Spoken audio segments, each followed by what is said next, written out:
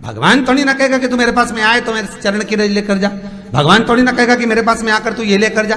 भगवान तो कहेगा मेरे पास में आया है, मांगना कुछ मत, बस मुझे जो स्नान कराया है मेरा चरणोदक लेकर जा, छीट दे पूरे घर में, संपदा भरना मेरा काम है। जहां मेरी चरण की रज पहुंच गई वहां संपदा स्वतः पहुंचती है, मैं वहां पहुंच जाता हूं।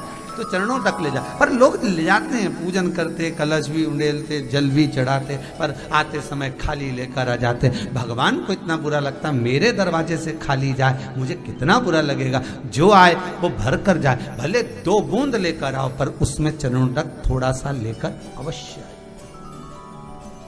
हमारी माताएं बड़ी प्रेम से कहती हैं, आप लोगों के मन में भी ये बात जरूर होगा, जितने लोग टीवी पर कथा सुन रहे हो, फेसबुक यूट्यूब पर श्रवण कर रहे हो, आपने भी सुना होगा, घर की जो माताएं होती हैं, कभी भी घर का रसोई घर का बर्तन जिसमें सब्जी बनाई है, 50 लोग अगर जिमने आ रहे हैं और कह दिया आज का निमंत्रण है, 50 लोगों का पार्टी है, ये है वो है, सुहागिल है या ब्राह्मण भोज है, तो वो जो खीर का पात्र होगा, जो बर्तन होगा, जो सब्जी का पात्र होगा, माँ उसको खाली जल्दी नहीं करती है। भले उसमें सब्जी थोड़ी ना थोड़ी पड़ी रहने देगी, जब तक सब जिम कर नहीं चले जाएंगे तब तक उसमें पटक कर रखेगी। क्यों? क्योंकि उसमें उसकी बरकत है।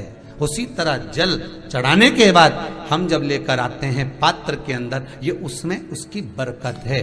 गर्ग संहिता में दूसरी चीज कही, उसको भी समझ लीजिए। गर्ग संहिता में कहा गया, जब आप घर से जल लेकर जाते हो भरकर, तो ये सृष्टि की जितनी नदियां हैं, पृथ्वी पर जितनी नदियां विद्यमान हैं, जितने तालाब, जितने सरोवर, जितने कुंड, जितने विराजमान हैं, उन सारे तीर्थों का जल जब आप घर से लेकर निकलते हो तो वो तीर्थ का संपूर्ण जल आपके कलश में आ जाता है। और जब आप उस जल को शिव पर समर्पित कर देती हो और 2 बूंद चरणादक लेकर जब जाती हो, तो शिव महापुराण गर्ग संहिता पद्म पुराण कहती है, वो जल साधारण नहीं रहता, वो गंगा जल बनकर तुम्हारे घर को पवित्र करने के लिए पहुंच जाता है। वो पवित्र गंगा जल बन जाता है, उसको लेकर प्रवेश करता है, उसको लेकर पहुंच जाता है।